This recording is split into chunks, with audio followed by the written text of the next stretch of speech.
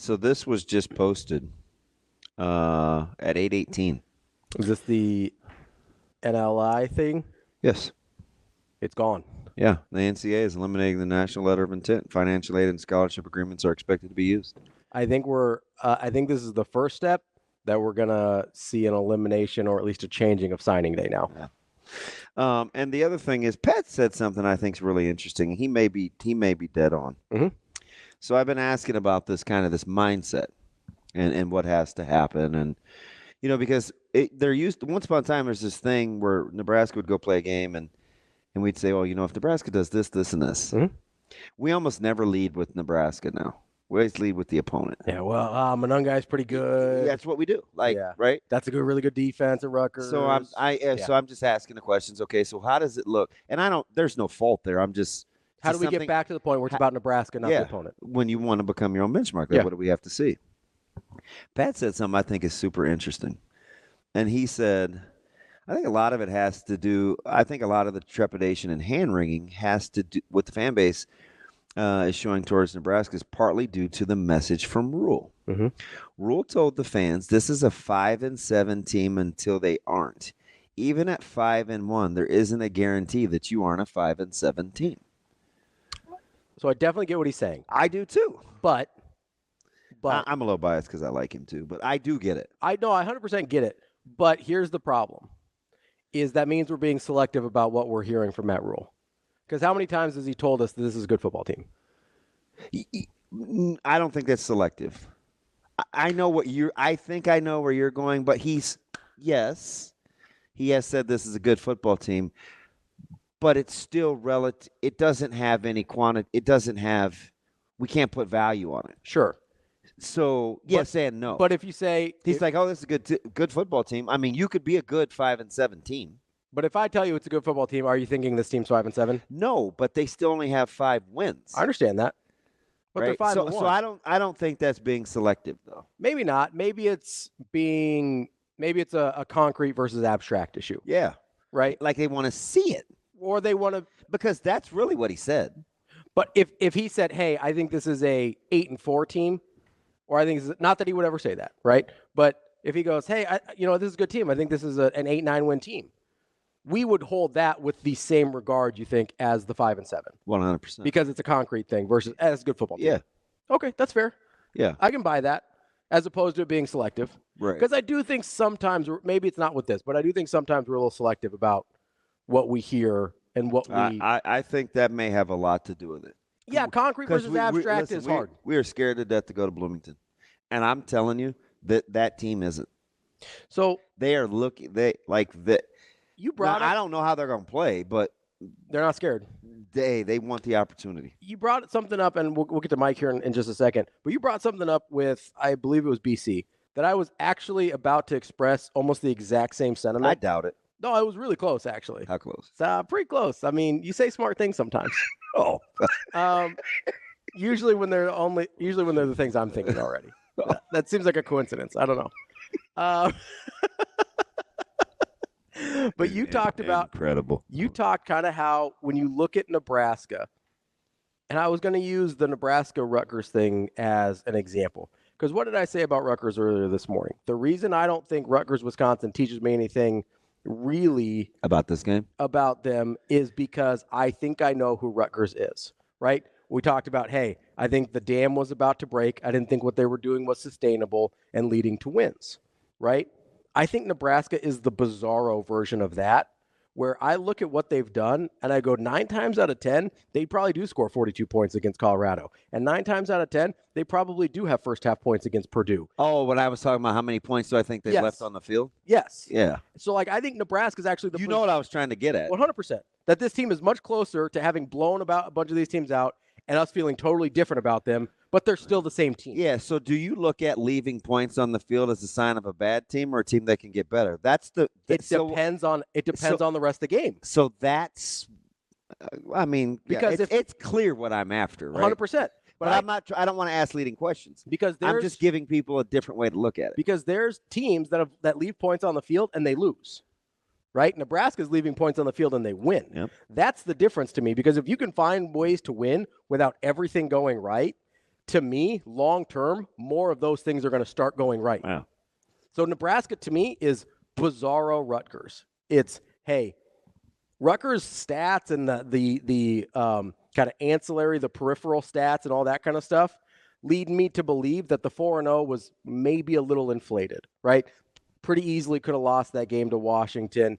All of a sudden they're 3-1, then 3-2 after Nebraska. We could be looking at them as a 3-3 team if they lose to Wisconsin, right? That's all of a sudden not a scary team anymore. Whereas Nebraska has been able to win most of those games with leaving points on the board. And they, like I said, they had 200 yards in the first half.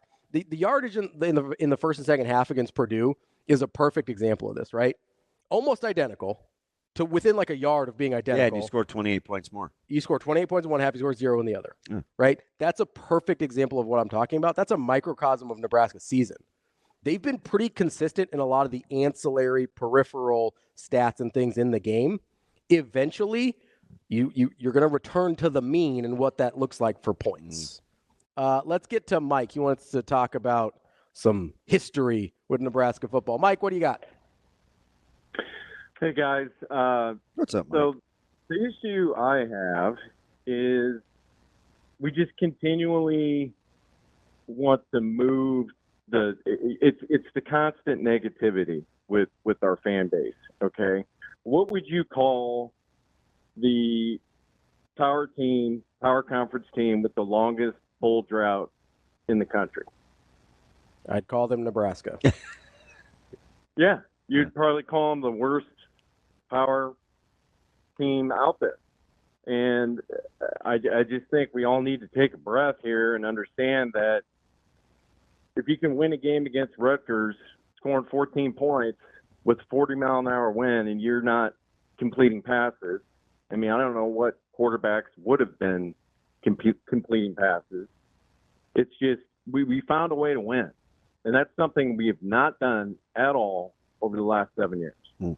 We've made progress. We're going to continue to make progress. I'm not saying that everything's just great.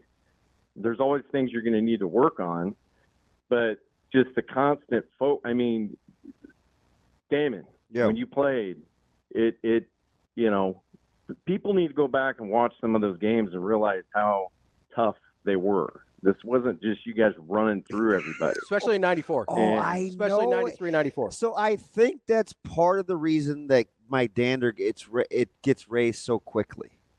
Because it wasn't like we think it was. It's like you just didn't line up and like, I'm just going to run these guys over. Like, we were mad during that time. Why can't they do this? And they should do this. So it seems like the goalposts always move. But, Mike, let me ask you something. Do you look at the points being left on the field as a positive or a negative going forward? Well, I look at it as a positive because you have a young team in general. You do have some older players.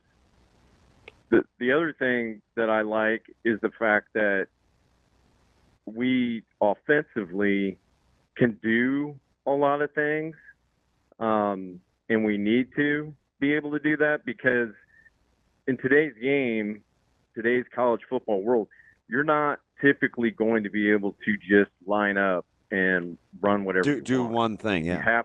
You have, right. Everybody's like, "Oh, what's our identity?" Well, our identity is pro style. Look at Sundays. What teams have? What's the professional identity? They have to change it week to week.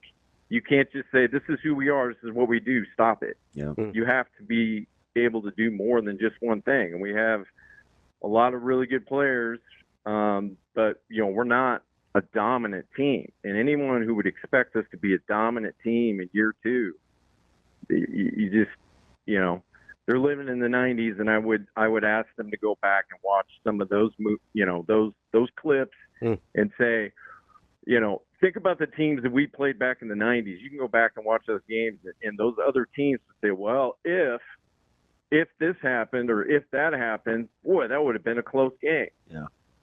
You can play that game all day long, and I'm not. It drives me nuts. Yeah, if we high point a ball in the end zone in Naor, that's the thing I would like to see is our 6'4" receivers when this 6'4"? ball is thrown. Yeah, you do see it on Sundays. Those dudes catch the ball, they keep it up. They don't bring it to their body where the DB can knock the ball out. Yeah, Mike, appreciate the call. There's very, very few things I can criticize about this team at this point with where they've been and where they're going. Yeah, Mike, appreciate the call. Good stuff there. Where they've been and what. That's kind of where I'm at. And we can have that conversation without saying they need to get better. The way I kind of look at it is Nebraska's really good at creating opportunities for themselves, right? There's a stat about how often you get to the other team's 40. Nebraska's one of the best They teams live there in the country at that. And I get that it hasn't always cashed in, but I look at it like on-base percentage in baseball, right? We're going to talk to Jesse Rogers here in just a minute from ESPN. The more you get on base, the more runs you're going to score. Yep. Does getting on base guarantee you score runs? That's like Blake was telling us about the red zone visits. Yeah. You keep getting there, eventually you'll score more You're going to break through. Yeah. Creating opportunities for yourself, that to me is always a positive, and Nebraska's been really good at that.